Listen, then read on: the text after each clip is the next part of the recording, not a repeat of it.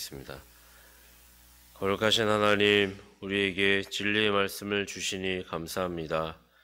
이 말씀을 통하여 우리의 삶의 모든 것이 변화되고 하나님을 향하여 맞춰짐으로 길 잃고 방황하지 않고 온전하고 바른 길, 곧은 길, 옛적 그 선한 길, 좁은 문, 좁은 길을 향해 가게 되므로 하나님 나라에 도착할 수 있음을 감사히 생각합니다.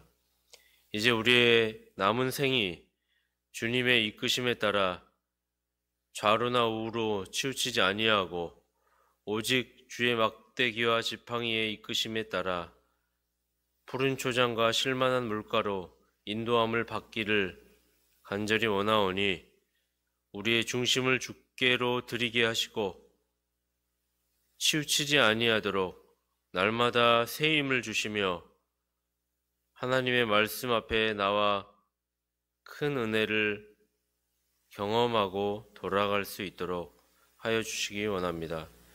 이 아침 주님의 은혜를 붙들어오니 주님 깨달음을 주시고 또한 기도하며 주님 의탁하는 오늘 하루 되게 하여 주시옵소서. 예수님의 이름으로 기도합니다. 아멘.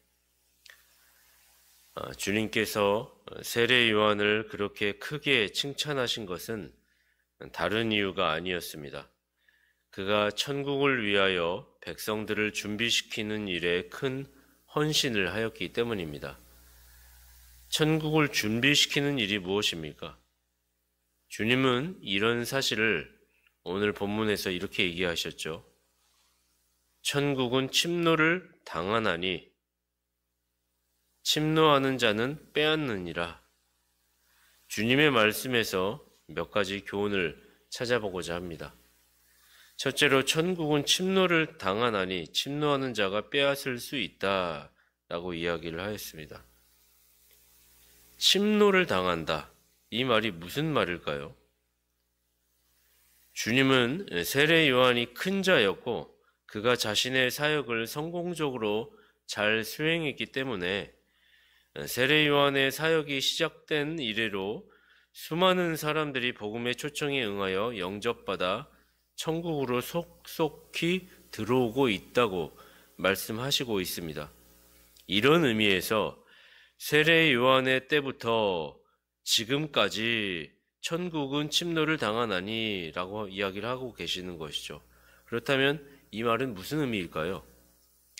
세례 요한의 때부터 지금까지 천국은 그리스도를 믿음으로 받아들이는 자, 그러니까 세례 요한이 옴으로써 구약에 예언되었던 오실 메시아의 오실 길을 예비하는 자가 왔지 않습니까? 그러니까 율법을 잘 아는 유대인들은 이제 메시아가 올 날이 임박했구나라고 하는 사실을 알게 됨으로써 더욱 천국을 향하여 메시아를 향하여 힘을 다하여 달려갈 수 있는 동력을 얻게 된 것이죠.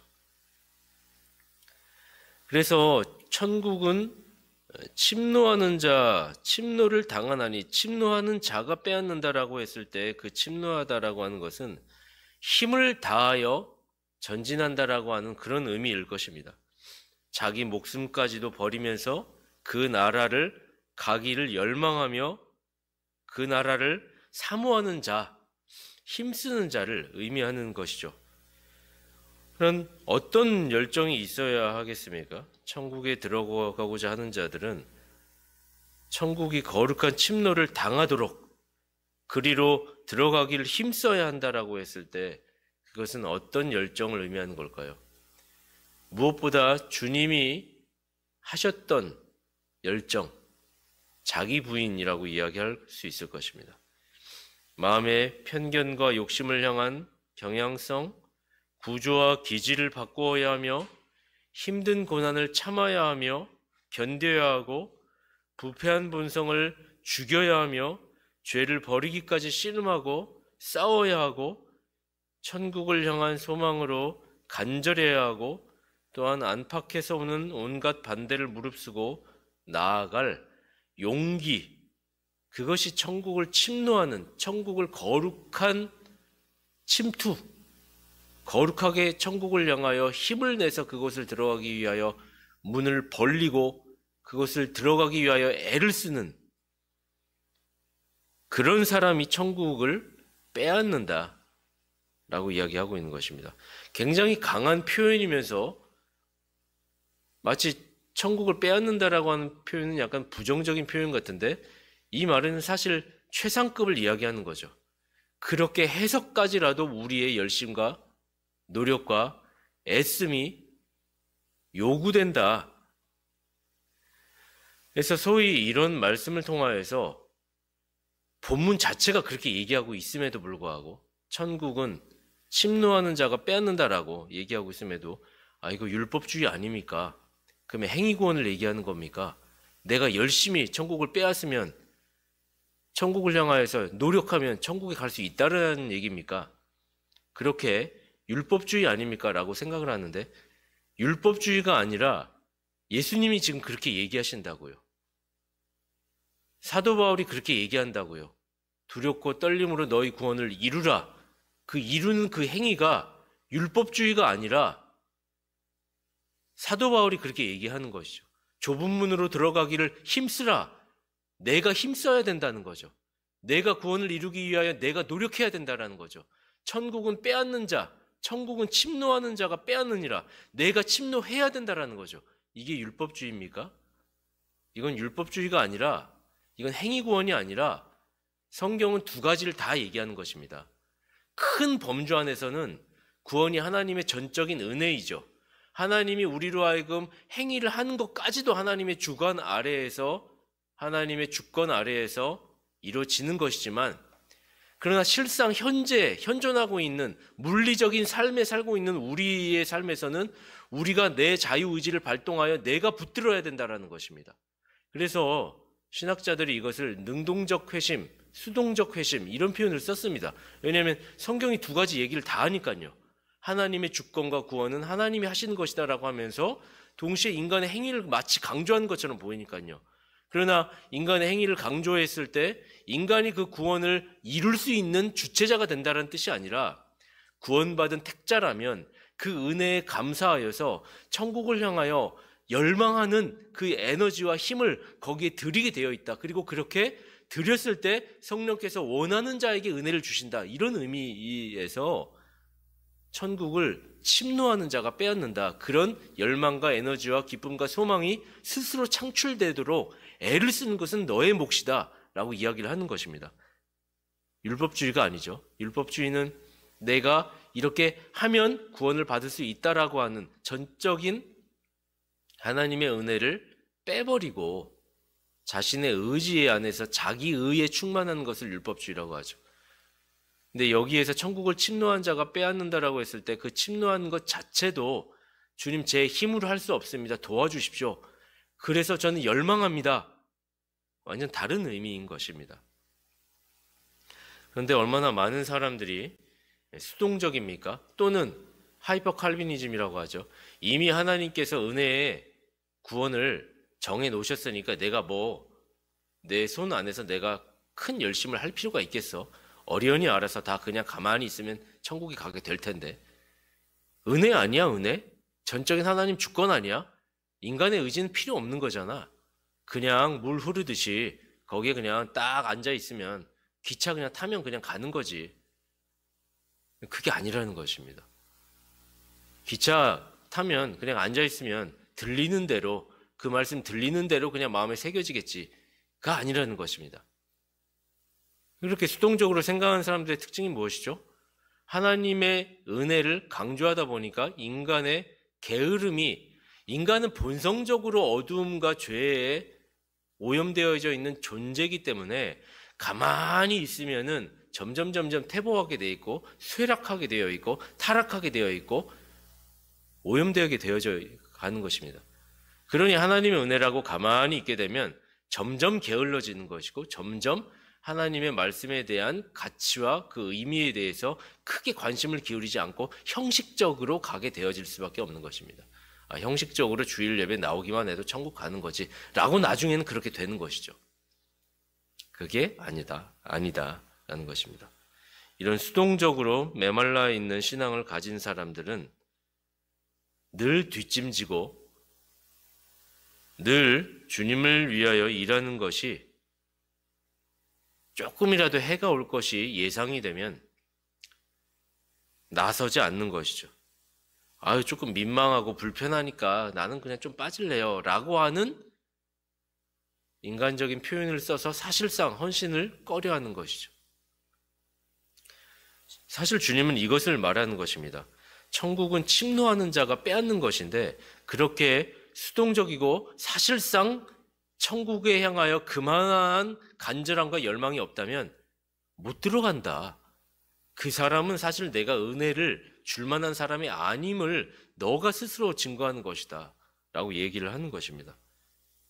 천국은 한가한 자들이 안락한 중에 탐닉하도록, 안락하게 가만히 있는데 가는 것은 또 탐닉하는 것이죠. 하기는 싫은데 구원은 받고 싶은 것이죠. 그런 자들에게 절대로 주어지는 것이 아니다. 부르심과 택하심을 굳게 하려는 자들이 부지런히 힘쓰며 주님 나라를 열망하며, 제가 여러 번 얘기했죠. 가나안 여인의 비유는 너무나 간절한 것입니다.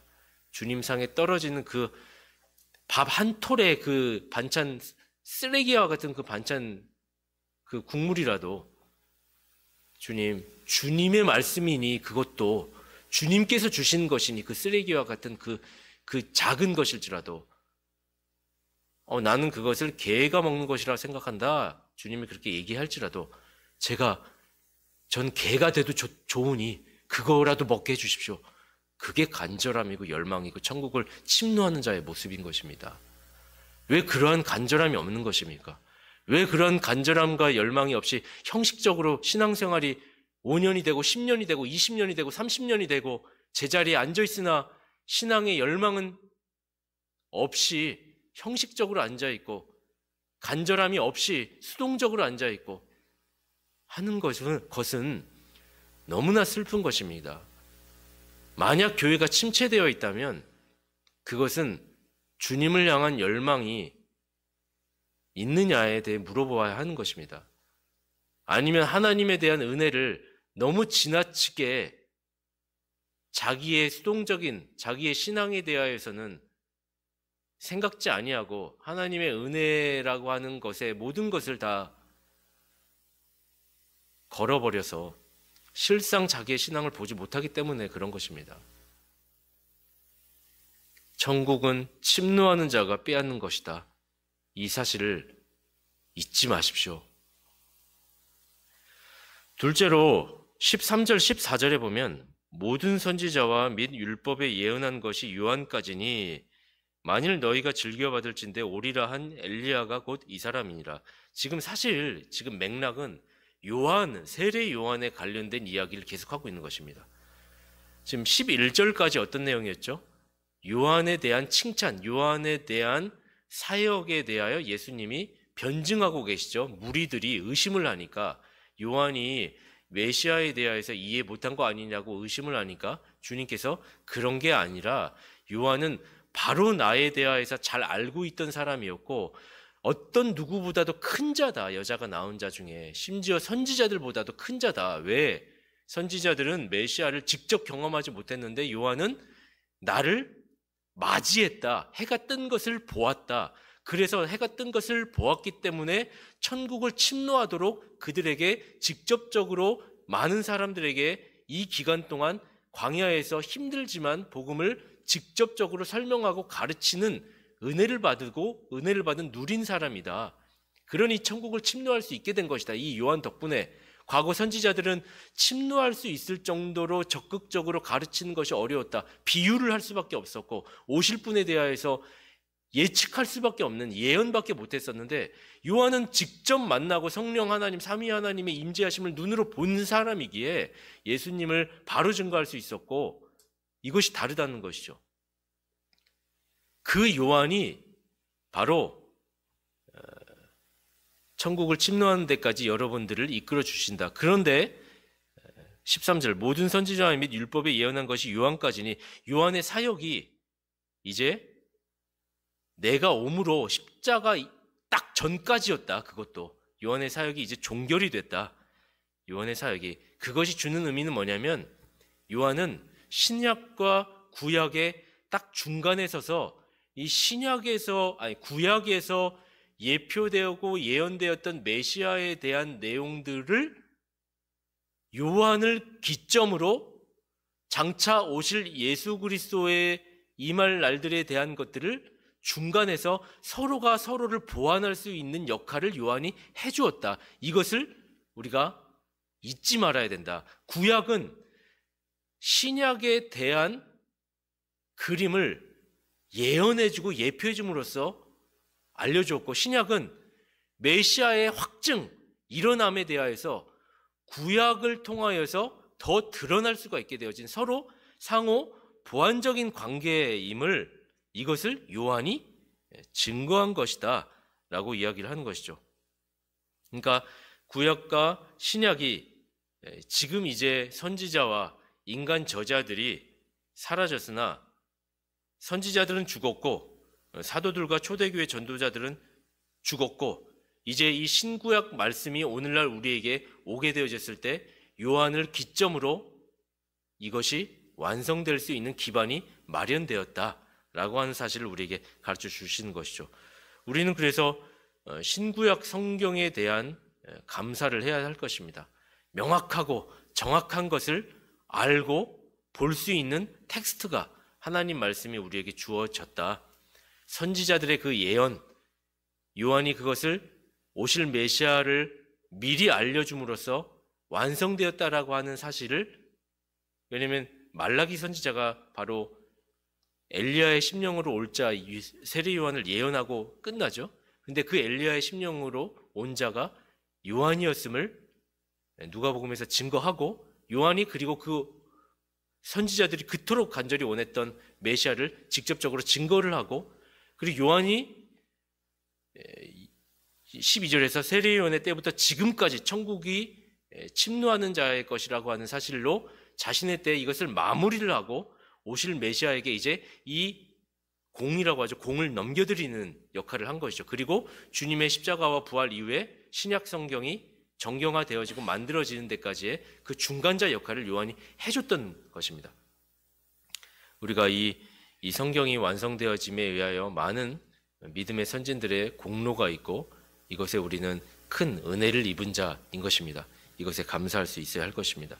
마지막으로 주님은 이 말씀을 종결하시며 귀 있는 자는 들을지어다 라고 이야기를 하십니다. 15절이죠.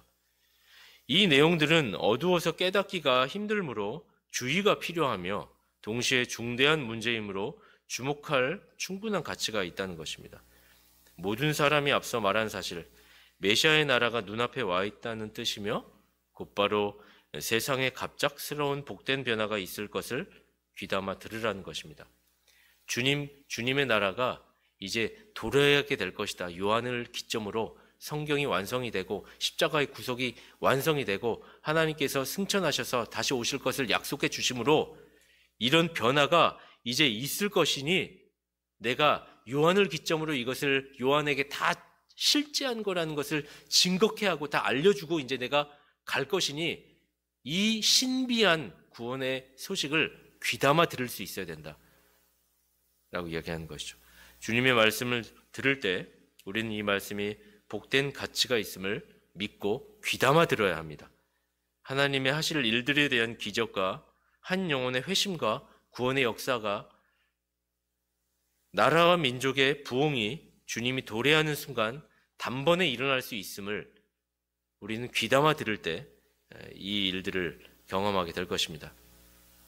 우리에게 주어진 지성, 우리에게 주어진 이 감성, 우리에게 주어진 이 의지, 이 오성을 만족시키며 주님의 말씀 앞에 귀담아 듣고 논리적 사고와 발전적 행위와 믿음의 발현들, 이 모든 것들이 복합적으로 우리 안에 이루어짐으로써 귀담아 들을 때 그것이 시작되겠죠. 주님의 은혜를 경험하길 원합니다. 만약에 무지하다면 무지한 것은 능력이 없기 때문이 아니라 의지가 없기 때문인 것입니다. 귀담아 들으려고 애쓰십시오. 생각하려고 노력하십시오. 그리고 실천하려고 노력하십시오. 그러므로 사람들이 듣지 않는 것은 귀머거리 독사처럼 귀를 막기 때문인 것이지 듣지 않으려고 해서 때문이라는 것입니다. 우리는 귀담아 듣고 이것을 실천해 나간다면 주님께서 은혜를 주실 것이고 그 은혜에 참여하여 하나님 나라의 은택을 입는 자들로서의 자신들임을 증거하게 될 것입니다. 그런 은혜가 우리 안에 있게 되기를 소망합니다. 기도하겠습니다. 거룩하신 하나님, 천국은 침노하는 자의 것이라고 이야기를 했습니다. 그가 천국을 빼앗을 수 있다라고 이야기를 했습니다. 그 천국을 침노하고 빼앗기 위하여 우리에게 주어진 은혜의 방편을 부지런히 활용하게 하시고 열망하며 애쓰며 말씀의 자리, 입술로 부르짖고 주님을 의탁하며 기도하며 우리 입술을 사용하게 하시고 흐리멍텅하게 앉았다만 가는 것이 아니라 수동적으로 게으르고 나태할 때까지 나를 방치한 것이 아니라 가만히 앉아 있을 수 없을 정도로 이 방석이 불방석이 되어서 주님 말씀을 듣고 가만히 있을 수가 없으므로 주님 은혜를 베풀어 주시길 열망하는 마음으로 예배의 자리를 사모하게 하시고 예배에서 은혜를 열망하는 마음으로 말씀을 귀담아 듣기 위하여 들은 즉시 깨닫기 위하여 가슴에 새기기 위하여 담기 위하여 수고하며 애를 쓰게 하시고 천국을 침노하는 자들 그리하여 요한의 때까지 요한이 주님을 직접 만나고 증거하여 그것을 확신하여 이야기했던 선지자들이 얘기했던 것과 차별성이 있는 이유, 그 구약의 말씀, 그것이 진짜구나. 그리고 예수님께서 하실 그 신약의 사역들, 십자가의 부활과 사역이 이제 남은 신약의 성도들에게 복된 약속이고 확증적인 것임을 믿을 수 있는 우리들 되도록 은혜 베풀어 주시옵소서. 예수님의 이름으로 기도합니다. 아멘.